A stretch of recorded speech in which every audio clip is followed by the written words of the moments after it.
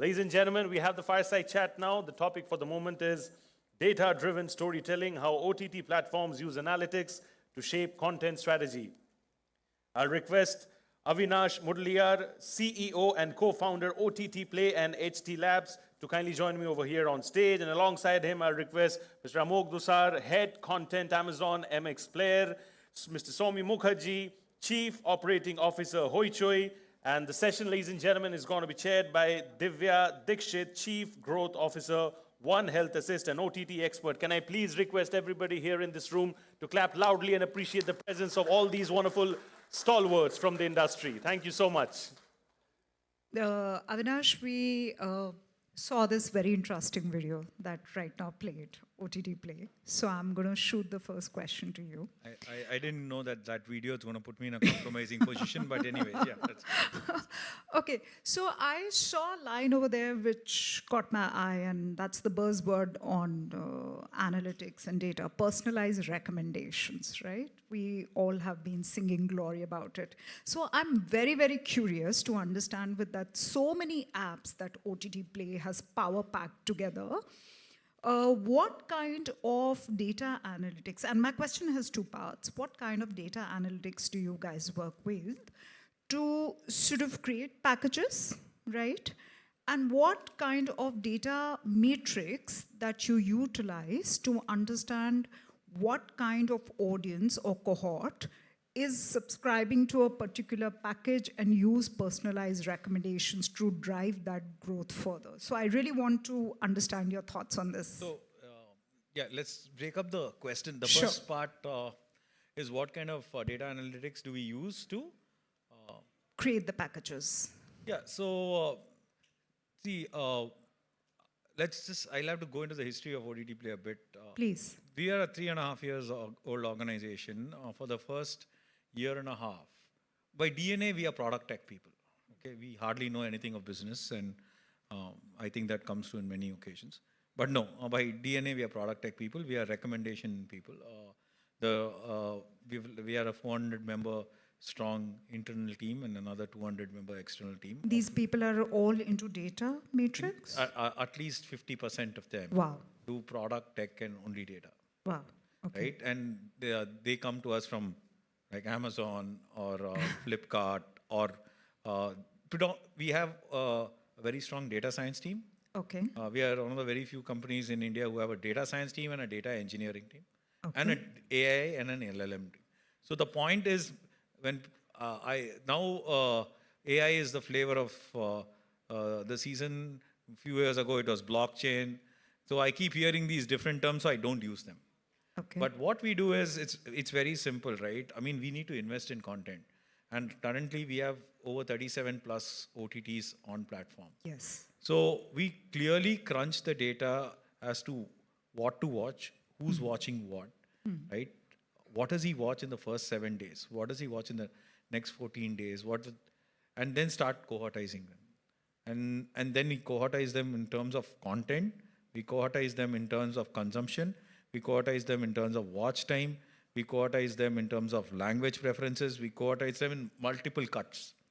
And then we start creating packages in the backend. Okay. Once those packages are created in the backend, we don't believe in only digital acquisition. Okay. The reason is because if your product or subscription is 999, and if you're really playing the digital acquisition game, you will be spending close to 1,300, 1,400 to actually acquire. Correct. I agree. I don't have that kind of money, right? Okay. I need to be EBITDA positive in the next number of years. I need to be profitable. Sorry, can I ask you, Yeah, just sure, interrupt? please. Are you guys EBITDA positive? Not yet. Not yet. Yeah, Okay. so I need to be that, and that's why I said I need to be, or else I would have said I am, right? Okay. So I need to be all that. So the point is very simple, right? I need to track what people are consuming so that I have that partner with me. Basis, and so I'll tell you what are my channels of acquisition, right? One is we are a part of Hindustan Times, so we have 10,000 plus people on ground selling our newspapers. So they also sell OTT. So you have a fleet on street We have pushing a feet these on street model, subscriptions. very strong feet on street. Okay. Right? We have tied up with over 25,000 LCOs across the country. That's ISPs and LCOs, right? So we break them up into Cat 1, Cat 2, Cat 3. Cat 1 is Airtel, the Vodafones, and the Geos of the world. Cat 2 and Cat 3 are basically users or players who have 1 million and below. So we have a lot of Cat 2 partners with us, and we have a lot of Cat 3, which are basically local cable operators or MSOs. So they all want to see, everybody wants to compete with the leaders in the market, right? Everybody wants to compete with the Geos, everybody wants. So we make cuts of content, we make cuts of OTTs saying that, boss, you provide the broadband. You provide the broadband connection, we'll provide the entertainment. Okay. So that becomes the second layer. Okay. What does that do? It totally decreases my cost of acquisition, because when you're doing it on digital, you're competing with Of multiple course. players Multiple on OTT players. Facebook, Google, etc. But when you're doing it offline, you're able to get your customer acquisition cost way lower. I agree, but all the OTT platforms that I'm aware of also have telecom tie-ups and understandings, Telecom tie-ups is totally, as well as the yeah, ISPs. telecom tie-ups are totally different from. So okay, let's take an example of a telecom tie-up, right? Sure. You, me, all of us would have got, if you have a Geo connection or we have a Vodafone connection, we would have got X number of OTTs with it for free.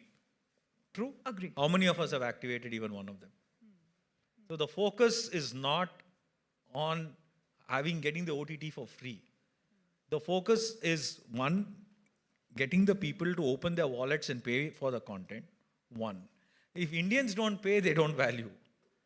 And sometimes after they pay also, they don't value.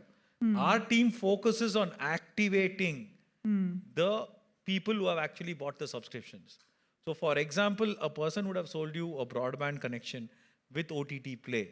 My team will follow up with you on a daily basis for you to activate, consume, and give OTT Play a chance and see whether there is. So first you will get a message, WhatsApp message, you will not respond to it. Then you will get an SMS. Then you will get a call from my call center. And then there are people who are elderly, etc., where they say that, हमको ये activity करना नहीं आता है, मेरे को डालना नहीं आता है. I don't know how to switch the OTT on. Then we send people to their house.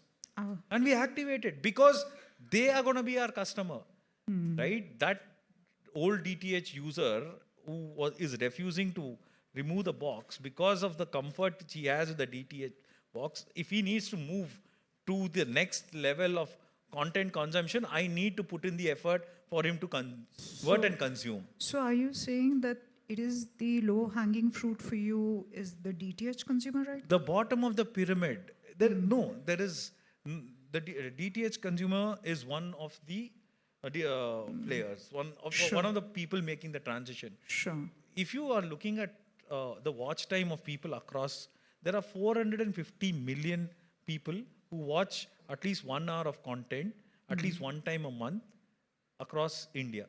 450 million, right? Of which only 130 million come from the cities. The 320 come from Tier 2. Interesting. So there is truly a lot of money in the bottom of the pyramid. Got it. It's just that we need to reach them. Sure. We need to tell them this is how you need to consume it. And once they are educated as to how to consume it, or how to open the app, how to download the app onto television, these are the original problems. The problems are they don't know how to download it from a Play Store. Yeah, yeah. They don't know how to open the app. They Yeah. don't know how to put in OTP. They have some Yeah. brother or sister doing it for them. So what I hear from you is that it's not just about the packaging, it's also about the It's fact that how you educate the masses of the country Yes, to and get even involved that into data, it. right? That data goes back into our database. Sure, sure. So we crunch all that data, Very interesting. right? And that is what manifests in our back end. In the front end, consumption patterns are then defined by what they're consuming, right? So it's not just a simple recommendation engine, right? Yeah. For example, most recommendation engines are built basis English, right?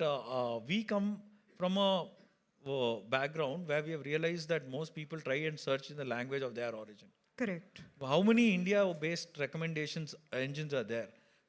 We have over 25 languages on OTT Play. People are searching for Odia content. People are searching for Assamese content. I'm asking him for Bengali content. But the point is very simple, right? At the end of the day, my recommendation engine has been built to solve for the language problem. Right? My metadata has been converted into English from those languages, right? So that search becomes easier. Got it. Recommendations become simpler. Makes If let's pick up a Netflix for an example. You watch a movie, you watch a Fahad Fazil movie, right? The Fahad Fazil movie can be trance, right? Now, I'm just giving you an example. Trance is a Malayalam movie where it basically talks about evangelization or fake evangelization and fake, godmen predominantly, right? I wouldn't get into the religion part of it, but yeah, that's what. Now, if you look at other movies recommended on Netflix, it will be other Fahad Fazil movies. It does not recommend on basis of the theme of the movie, does not recommend on basis of mood of the movie, does not recommend basis of the story of the movie. Now, let me give you an example as to how OTT Play recommends, right? You are watching Miss Marple on OTT Play, which is powered by Sony Live. The recommendation will be an Andanal, which is a 1954 movie starring Shivaji Ganeshan, which is also based on Agatha Christie, because Miss Marple. It will Very recommend to you interesting. Charlie Chopra, Yeah. right? Yeah. And similar recommendations will be, if Hoi Choi now comes on board, will be like a Gupta Rahasya or the Okay. Baishesh Raban or Okay. Byomkesh Very Bakshi nice. or So Satyajit similar Ray's Feluda. narrative space. No, it's not only the plain, it's not only Agatha Christie crime thriller, it's then moving to the next level. Sure, sure. Yeah, so Yeah. that is what Very this interesting. engine does. Okay, fantastic. That sounds like a lot of work from your tech and yeah, data thanks for the analytics time, team. but this is because it's a very brilliant question, right? It's literally like, what makes you different? Yeah. Why are you yeah. different? Yeah. Why should I Yeah. even consider OTT Yes, Play yeah. other than just the pricing factor? And it's a very blunt and blatant question, Yeah. and the answer is this is the effort we put in. That's fantastic. It's good to know. It's good to know that. Thank you. Thank you so much. So, with that, I'll move on to you, Shamo, since he said that he's dying to get you on the platform. Tell me, so again, tell me, how is it that you're leveraging, you guys have been around for some time. You guys have been creating success stories in the language market. You've been the pioneer in the Bengali language space. And I'm very, very curious to understand, how is it that you have beaten this myth of digital as a black hole by actually turning profitable? And how have you leveraged the consumer data? How have you leveraged the analytics on the watch time, etc., to arrive at this formula of fitting it all in together and creating a success story out of Hoi Choi? That's very interesting to hear, please. Thank you for that. I think part of what he said is, I think, very core to our DNA as well. While we predominantly are a platform and we like to identify ourselves as a content-first company, but definitely we have also built the product from ground up. And we are pretty much one of the few players today in the market which actually owns both the front-end and the back-end applications for our platform, right? And so a lot of work has gone in building the analytics piece and really understanding what the consumers are watching. For us, the markets are extremely different. I mean, definitely there are pockets of West Bengal, which is our core segment, but naturally across the country, you will see there are also major Bengali pockets. At the same time, Bangladesh as a country is also very important because we speak the same language. Additionally, the international diaspora, I think we were just chatting, and I think one thing I brought up is Indian Bengali content and Bangladeshi Bengali content are actually consumed by two very different This cohorts. was very interesting for me Yes, to learn. and that requires a very different content strategy. And naturally, from understanding what kind of content people are consuming, in which pocket. So somebody consuming a content sitting out of Durgapur, which is slightly outskirts of Kolkata, which is a town, compared to somebody watching from Boston, and maybe somebody watching from Italy is completely different because those three are very different cohorts. And when I am talking about cohorts, I'm not necessarily talking age. It is their dialect, it is from where they originally belong, what kind of strata they are from. So we also try to understand every behavioral pattern. before commissioning or even before acquiring any piece of titles. And I think the main bread and butter for our platform is heavily dependent on subscriptions. Like you mentioned, digital acquisition is the key part, but we do have a very strong addressable market worldwide. And even at a CAC of 600, 700, we have been able to drive scale, and eventually I think we became profitable last year. So that has been the entire foundation. So I just have a smaller question here. You mentioned to me that you're creating 3 different, let's say, products for 3 different cohorts, right? Is that not investment intensive? And do you recover enough for it to make a P&L sense, despite the fact that there is a certain data story over there? Just curious. I think definitely that's investment heavy. What we have done is we have created an IP bank of over 150 titles in the last 7.5 years or so. Along with that, I think we pretty much have a huge library of movies. We were a little bit fortunate because our parent company has been in the industry for the last 30 years, and most of the IP for the movies is owned by them. So naturally, while we operate as 2 different companies, but naturally it's much easier acquiring a lot of content. Having said that, we continue to invest and building this because it's ultimately IP. And we, like most of the other OTT players, try to attribute success basis first watched after subscription. And we try to analysis, try to get better understanding over a 3-month period whether a content is working or not. But also for an OTT to operate at scale, I think the licensing piece as well as the funding piece is a big enough revenue stream. Because we have so many IPs, I think we are also syndicating our content in Hindi, and as of now, we are also looking at maybe Tamil and Malayali as languages. So that opens up a whole new revenue stream, and that really helps me control my investments at the end of the day. Okay, that makes a lot of sense. Thank you for sharing that with us. Amok, next one for you. So you've seen this merger of 2 giants, Amazon and MX, coming together, and there's a whole new entity we've seen that has been born. Very curious to understand that, there's a wealth of data that you guys are sitting on in terms of cohorts, in terms of content. And in this shape up, since you're heading content over there, where you're going to be setting this brand pace, the content pipeline, etc., how do you see yourself leveraging this in terms of setting the content personality for Amazon MX? And we discussed this. How is it going to be different from Amazon Prime Video? It would be very interesting to understand that. So over to you. Okay, so just probably because this is a recent news, Amazon acquired MX Player very recently as the information is out in the public, and the merged entity is called Amazon MX Player. Very interestingly, and as a differentiating factor from what both of you spoke about, it's a free AVOD service, so there is no content that is behind paywall, right? So everything that we program is therefore in front of the paywall available for customer, which sets us very differently from how Prime Business operates, which is SVOD, which is behind paywall. I think we end up sometimes using data as if it is something else and customer is something else, but probably my 2 bits to this, data is also one of the customer signals you get. Well said. And like many other customers sometimes claim in form of what languages they like to watch. Sometimes they claim something and you pick up from what they're watching, probably their patterns are shifting.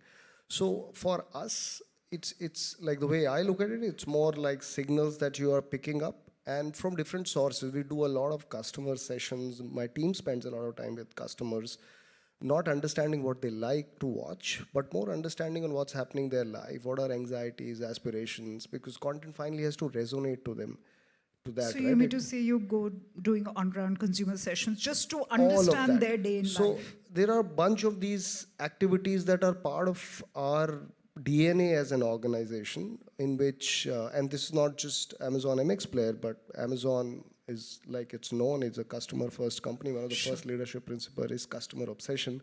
So I look at data along with a bunch of other things as signals that we are getting.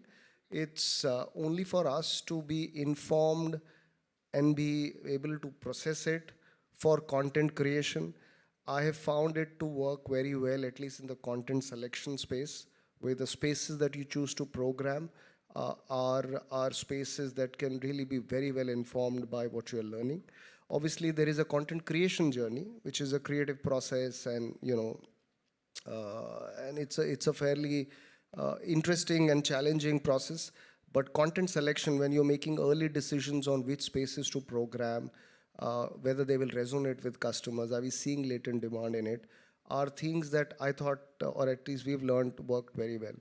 For example, a year and a half back, we started testing out with localizing Korean and Mandarin content and programming it on the service. It's called Sorry, when you say localizing, you want to delve a little deeper into it? You mean to say sort of just making it easier in dubs, or were you actually sort of reshooting these No, scripts? it's not format. I was saying we acquired licensed content, licensed Korean, some of the famous Korean, Turkish shows from across the globe, dubbed them in Hindi, a bunch of Indian languages, tested it out. Sure. And there was a new learning for us because that category is booming and how. Yeah, And yeah. there's significant consumer love. These shows are really long. They're like 16, 18 hours of content, and we see them being consumed in 2-3 days, 4 days in some cases, like consumers are really binging on. So it's a learning curve. You continue to experiment and learn. And I think every time we think that, oh, we figured out the holy grail, is when you get surprised. So a lot of our thinking is about experimenting, learning. You might put out a show which is called out as an experiment. We see, okay, we think there might be a latent demand. Let's see, put it out. Accordingly, if we learn, we move out of the experiment or we double down. Like in the case of Korean and Mandarin and Turkish content, it's become a critical part of our programming lineup. We're doing one fresh show every week on the service as we move along. So I have a question for you here. In fact, I have a couple of questions, but let me begin with the first. So when you said you acquire these certain pieces of content, dub them in the language, and you're getting these great learnings from there, but any platform can do it, right? So what's so unique about it? I mean, it's good from a library point of view. It's good from having maybe some traffic and engagement point of view. But there's nothing unique over there. Like any platform can do it, right? You agree with that? Not fully, because there is truckloads, volumes and volumes of that content. Correct. You still have to apply selection on what you would want to pick from, what kind of themes will you pick, what will it resonate. And you're right, this is largely a staple part of our programming. Correct. The perception of the service is really on originals. We do almost 2 to 3 originals a week, and we've been doing it for some 2 to 3 originals a week? 2 to 3 originals a month. Okay. So almost 25 to 30 shows for last 2-3 years in the trot we've been programming, and that's why the learning curve has been very, very sharp, because we've just gone out there. Our shows are faster turnaround. We essentially turn around shows in 6 to 8 months time, so the learning curve is faster, and we don't wait for 2 years of sort of writing and So then this putting is very interesting. I'm also very curious to understand that. Suppose you've started on a script, right? And like you said, that your teams go on ground, talk to consumers, and then all of a sudden, midway, you realize, but don't know if this is going to work out for the audience. And have you taken a diversion? Have you dropped? Is there an example that real live example you would like to share with us?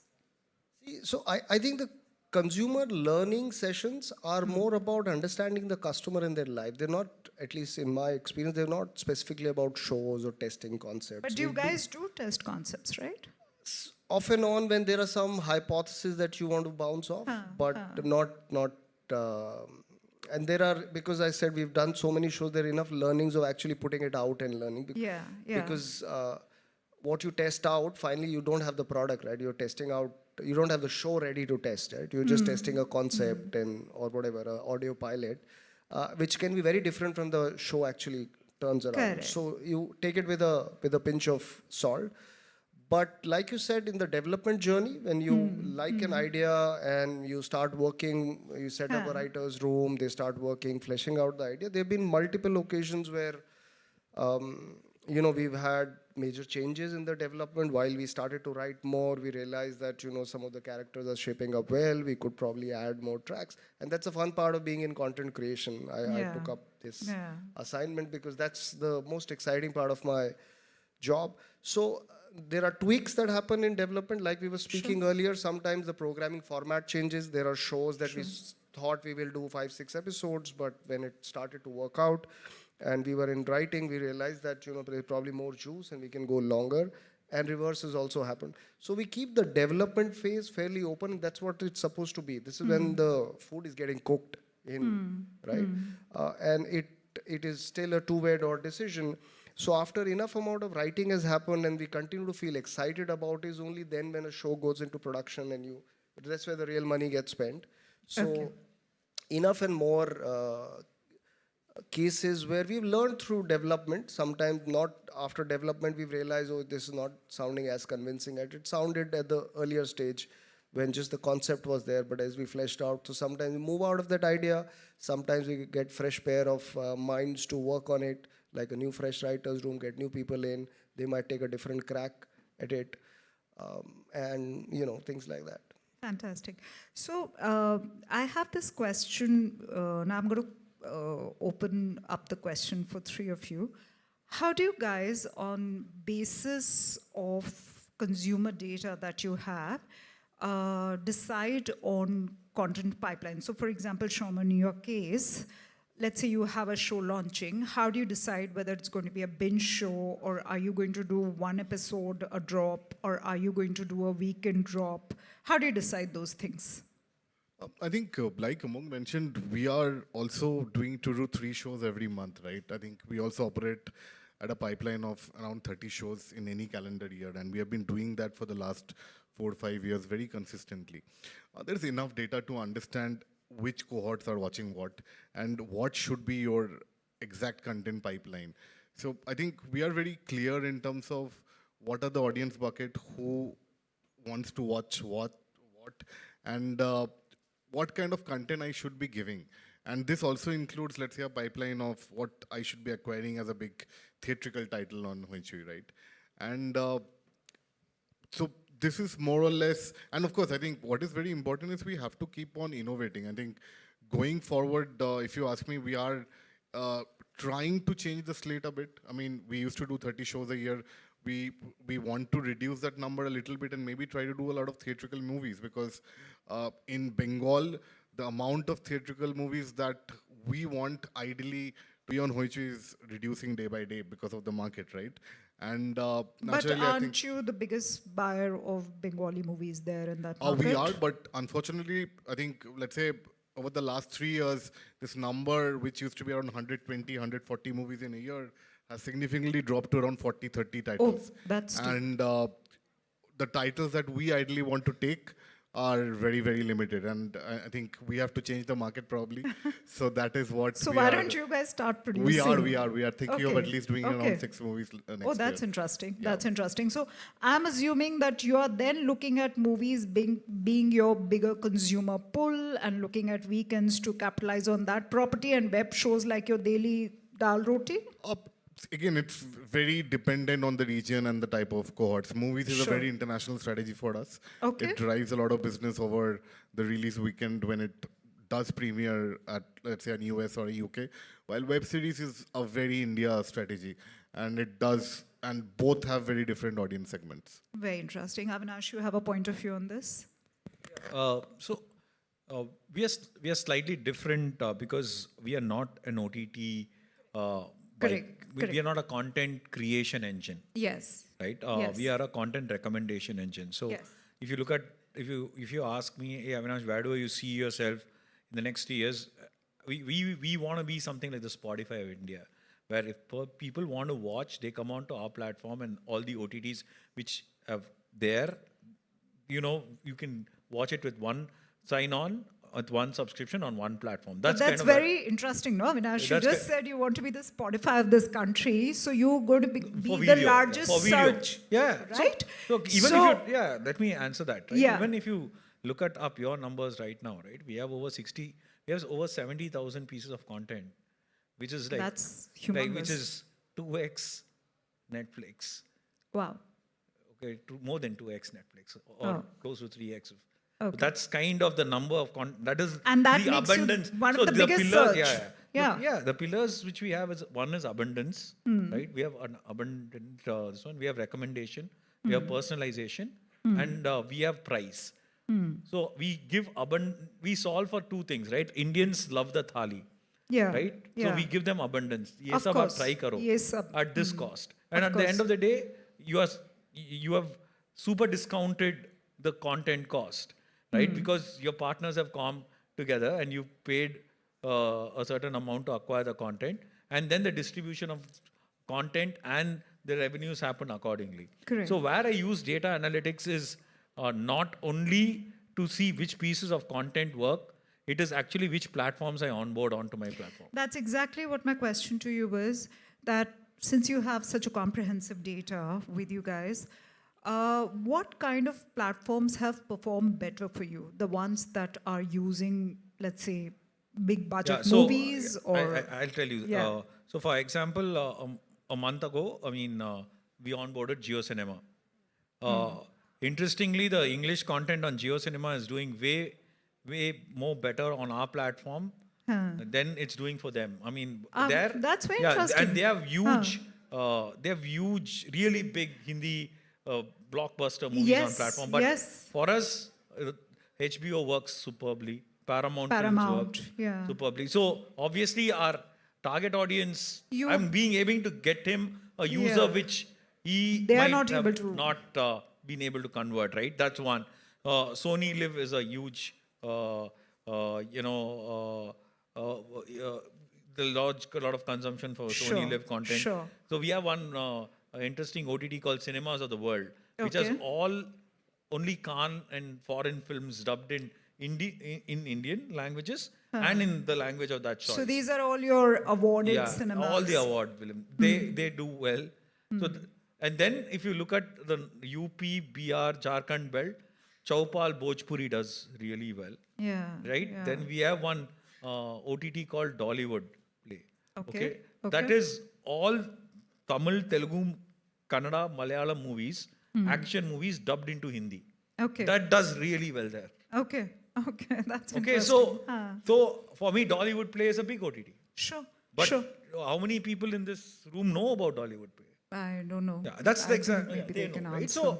So for me, like Chaupal Punjabi works well. Chaupal, the Gujarati content of Shemaru works very well for us. Okay. Right? Okay. Tamil works very well. But there must be a certain positioning that you guys must have sort of in audience read somewhere. And Yeah, so the more we- you're speaking, it seems like it's more Yeah, premium. so audience segmentation, right? I mean, that's what I use simple analogies. Sorry for it. Go ahead, so please. I call my audience. I break it up into two. Let me break it up into two Sure. simple cohort, right? One is the South Bombay audience, and the other is the Thane audience, right?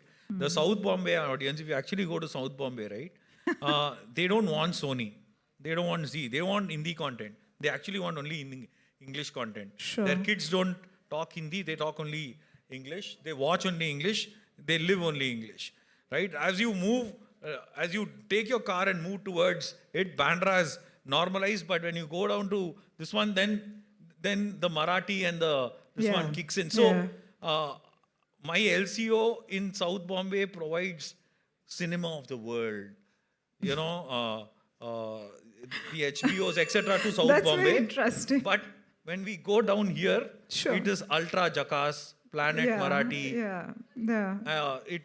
So you Sony. do sound like a complete I mean, thali. I'm talking only Mumbai. Just Sure. imagine if I break this out into the entire Yeah, country. yeah, yeah. Right? For example, South Bangalore, which is Jayanagar, JP Nagar, etc. I'm giving you. Yeah.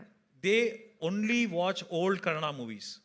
Wow. North Bangalore watches Tamil, Telugu, Malayalam, Hindi, and only new content.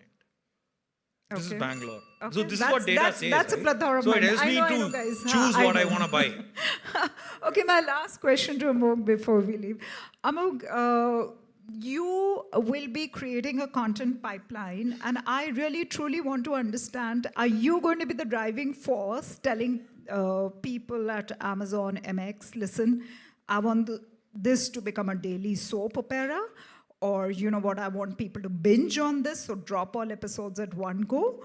Or, you know what, we are going to do a weekend formatting style, so every Friday, Saturday night, we've got this going in terms of narrative. Or are you going to go the consumer analytics route and then leave it to the people while you work on the joy, which is content creation? So just keen to understand that. So I think the jury is out on this, on what, while we've all been conditions of 2 decades of TV content, right? Which is part of habit, half an hour slots, 22-minute masters, and 1 hour slots, and what have you. Digital actually gets you to be creative first, content first. Like, we Correct. don't have to be stuck to episodic durations. You don't have to be stuck to number of episodes. Wherever is the right point is where we take freezes, obviously within certain guardrails of it. And I think what Sridhar was saying is the beauty of what tech can do. You could not program. There was a channel V for young audiences. There was a Star Plus. There are different channels for different audiences. But digital and app today has the ability to be what you want it to be. So, like, if, for example, our Amazon MX player, you have a bunch of young adult programming, which is largely college drama, campus drama, shows like Dehati Ladke, Campus Diaries, Indori Ish, which is a different cohort watching. And when they come to the app, because they've been watching a certain kind of content, the app shows them very different. But if you are a customer and you've opened the app and you've done some consumption, you will see probably shows like Half Love, Half Arranged, Who's Your Gynac, Half CA, a different bunch. And I think that's the beauty. It's like multiple channels being put together into one, and you don't have to go to channel V and GC and But you do- still didn't answer my question. Are you going to call the shots on how, we are going to be binging, or we are going to be making a daily soap opera? Or are you, because it's like a creative call in terms of narrative. Listen, I want my narrative to go one together, or I want to go it like a daily. Or are you looking at the fact that let the consumer analytics piece drive See, that? this sits in the middle of content, consumer, and business needs. I Sure. don't think you can get too swayed either ways. Fair.